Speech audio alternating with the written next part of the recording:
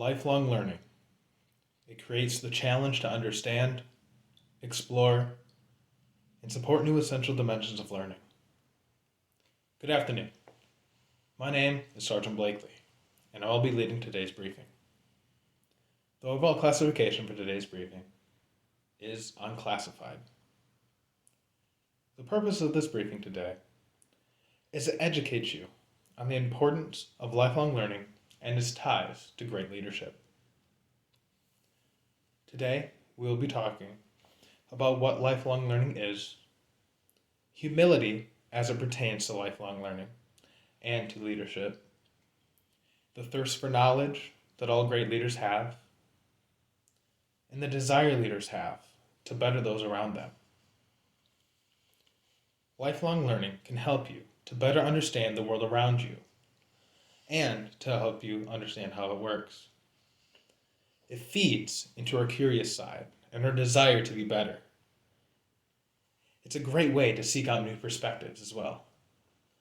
There are many types of lifelong learning. Some examples are professional, self-driven, and formal.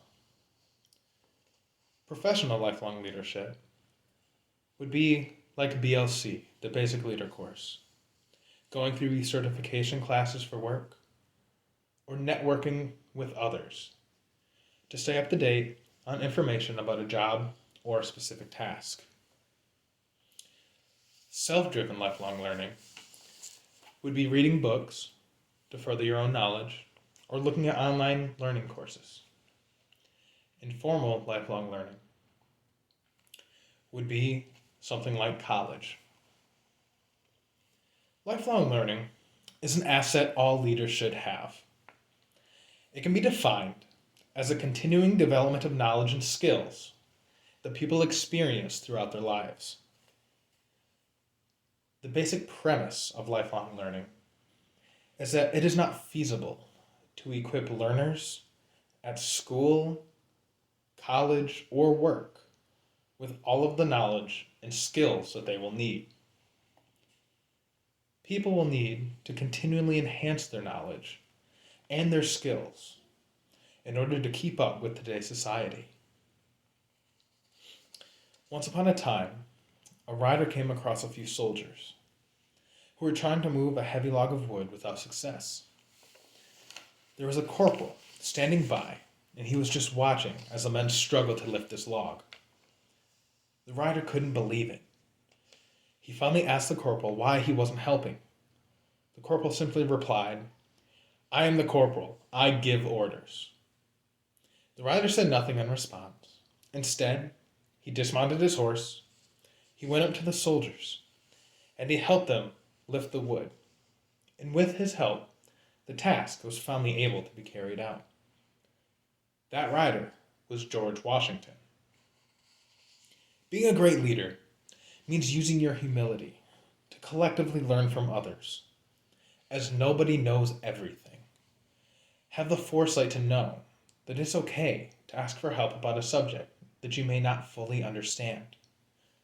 Be open to criticism, as it allows a deeper understanding of that subject. This humility brings followers closer to a leader and allows them to join in making decisions with the leader. It helps them feel like their knowledge and their opinion matters. Have this wisdom of ignorance. Learn from others' mistakes and from their successes. I believe this can be best summed up with the quote, "Without humility, you are unable to learn." Now, there is something to be learned every day, both by looking at the mirror, at yourself, and by looking at the people around you. In 2017, the knowledge of the world was doubling every 12 hours. This acceleration will continue, and all we can do is try to catch up. This is where leaders come in. With a thirst for knowledge, a leader actively seeks out better solutions, tips, and tricks to help better those around them. With the constant seeking and gathering of new information, the leader also self-develops. And without this thirst for knowledge, we would be left with only questions, with no answers.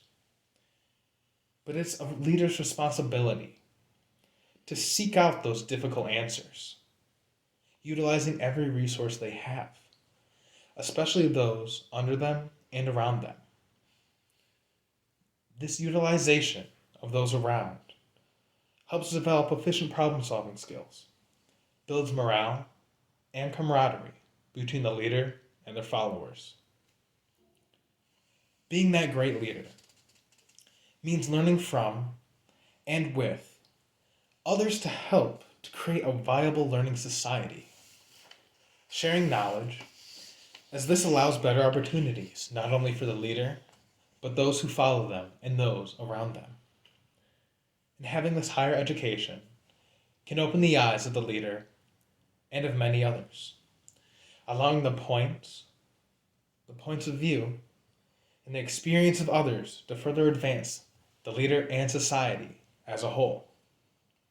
This sharing and exchanging of resources, ideas, and experiences helps solidify the foundation of trust among that leader's social bubble. In our knowledge-based society, change is constant. Constant in the workplace, constant in the world. But people who embrace lifelong learning, who constantly learn new skills, who train for new challenges, can better cope with the demands of workplace changes. The more skills they have, the more knowledge they have, and that ability that individuals develop, the greater the leader and the greater the society. So in conclusion, humility, the active seeking of knowledge, and the desire to help better those around them by sharing experiences are ideal examples of why lifelong learning is tied to great leadership. That understanding knowledge should be sought after and shared. A great leader will utilize this knowledge to bring people together. Without the fundamental understandings of further education, leadership would be at a standstill. As without lifelong learning, only a few would have the opportunity for advancement in leadership roles. Lifelong learning helps us to adapt to change. It helps us make new friends and establish valuable relationships. Lifelong learning gives us a learning environment with our peers that not only makes it possible to stay ahead of the curve and ahead of change, but it also makes it fun. Learning does not stop after obtaining certain positions. The yearning to know and to understand should only grow while attaining new ranks. Are there any questions? No further questions? This concludes my brief.